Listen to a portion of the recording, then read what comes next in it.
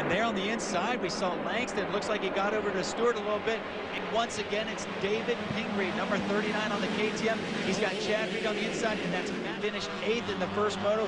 Right now, he's getting pressure. That's Brandon Jessamine of the Blippy Suzuki, followed by Langston, and then Mike Brown. And now Jessamine falls down.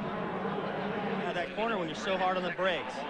We've seen a lot over the years here, David Bailey. They water the track. They have to. I mean, this is Southern California.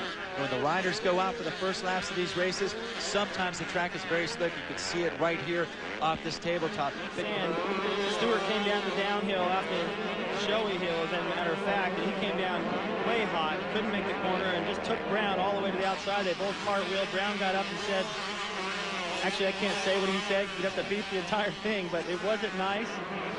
He is going to just park that kid any chance he gets. And made himself a lot of fans in his rookie season, but you know what? You live by the sword, you die by the sword. As we saw several times, James Stewart lost a lot of victories with his wild, aggressive riding style, but man, how do you hold Stewart for his aggressive riding? Remember how aggressive he rode last? Oh man. That's the first time I've seen him really get out of control, and that's a bad place to do it. Another, that's what it led to. See, he wasn't able to get his rhythm and get back on the brakes. James Stewart makes his first mistake at 5 positions. Now back to Brown, baby. You see there he puts a pass on his teammate. He's not nice when he wants to get by somebody, and that's what he's criticizing Stewart for. Racing at Glen Helen Raceway in San Bernardino, California, and we are watching James Stewart, and he goes out and around Matt Walker. What a pass, David Bailey. That was amazing. Champion.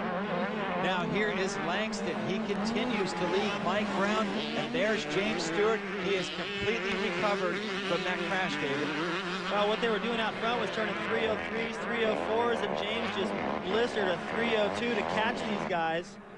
And I don't know if they realize he went down, but if they look over their shoulder, and you do that quite a bit, and the track doubles back, you know where your competition is, and they know that they had about a good 150, 200-yard lead. All on 125s. We don't see Larry Ward up front on the YC250F. We don't see Demuth, and we don't see Chad Reed. Well, Langston's KTM might as well be a 254 stroke, because that thing it runs so strong and got good starts. Larry Ward was running second that first moto, went down, had to drop out. He's having a little bit better go at it, a little bit of problems going down, but he's able to catch this pack even without jumping that double. You know, the only thing this battle is missing is Chad Reed, because right here are 3 of the really big 4 contenders for this championship. And right now, I got to tell you, the biggest surprise to me, David Bailey, is Grant Langston coming off that injury. Explained after the first moto just what the extent of it was. And he is doing a fine job of holding up Mike. Realizes, okay, here comes Stewart. I don't want any part of it. I'm going to get the leader. So now Langston's starting to feel all this heat. And don't forget, there is no love lost between Mike Brown and Grant Langston.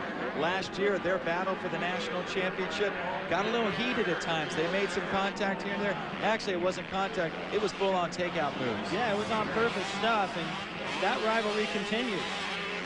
And Stewart plays over stuff. He creates new lines. If you break this track down into 10-foot sections or 50 yards, I don't care how you slice it, really. Stewart is just flashier, and he's faster than these guys, and they know it, and they're pushing it hard now. Brown tries that inside line around Langston as they go down through the sand whoops. Stewart holding pace as he comes down 1, 2, and 3 as they go through the mechanics area. They have completely lost touch with the rest of the pack. And if he does, he's going to do all he can to knock him down as soon as he does get by. That's the kind of words that they exchanged yesterday. You have to wonder how long Langston can keep up this pace, having been off for so long. With a battle like this, is this good for Langston? Bad, actually. I've been paying so much attention to the into the Supercross season. And he's holding these guys off, no problem. I can't imagine what would happen if he were actually 100% health-wise. These guys might not see him. Stewart getting a little squirrely off that jump there as he continues to pursue Langston and then Brown. And you see Brown jump that double right now. Not able to get around him. Langston was thinking about what happened there the next time through. And why they're not jumping it this time is because the main line to the corner before it has moved to the inside. They don't have enough run on the 125. It's amazing they're still jumping this. Look how bad that straightaway is, and they're still jumping this plateau.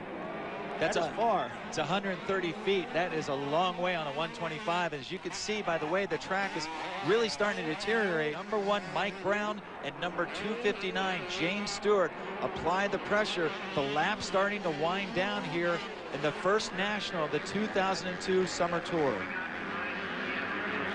Langston still having a good lead. Oh, that was a little... And he goes down. Grant Langston came down on that inside line. It looks like he may have even hit the fence, David. He straightened him up, and he went out into the outside.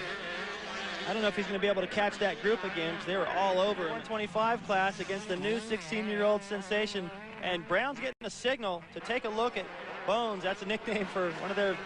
Jim Baker. Yeah, Jim Baker standing up on the uphill, and I think he has information. These guys have headsets. They don't have communication to the riders, but they have communication amongst each other to point things out on the track. And I think what's happening is, since Mike Brown is a little bit thicker, a little stockier and heavier than Stewart, he's losing time up that hill, and they want to push him through the fence if he has to. But up the hill, I think the Pro Circuit guys are worried that Stewart might have a run at him. Here they come up the showy hill. It remains Brown in the lead, Stewart in second, and they are winding down here in the second moto. As it stands right now, James Stewart would be the overall winner, and this one is going down to the wire, David.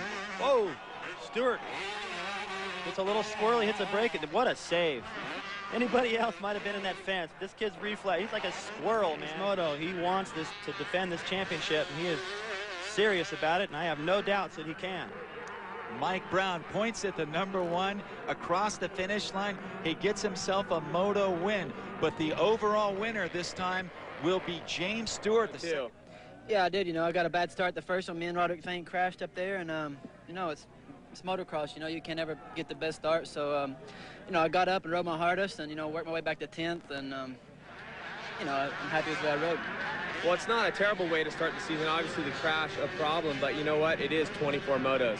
Yeah, that's right. You know, last year, you know, it was way worse than this, so hopefully that's my worst moto of the year, and you know, I can just keep pounding away on the moto wins. Right on. Well, great ride. We'll see you next week in Hangtown. Thanks a lot. I'll tell ya. Yeah, you know, I'm real happy with that. I got 2 good starts, rode 2 good motos, and you know, luckily everyone was a little inconsistent except for James, so was able to get second overall. Extremely happy with that. I mean, when I came here on practice day on Thursday, on press day, I mean, I was horrible. I was like half a lap off the pace, so you know, slowly getting better. I mean, that race I felt a little better than the first one. Unfortunately, I fell, but you know, what can you do? Yeah, man, I mean, I'm telling my Kawasaki is running awesome out there. I went down early in the race, and I saw Brown and Grant going at it. I was going to let Brown get around Grant, and then they could work on it. But Brown rode an awesome race, and he was tough. But if I tried, we should have battled out the whole way.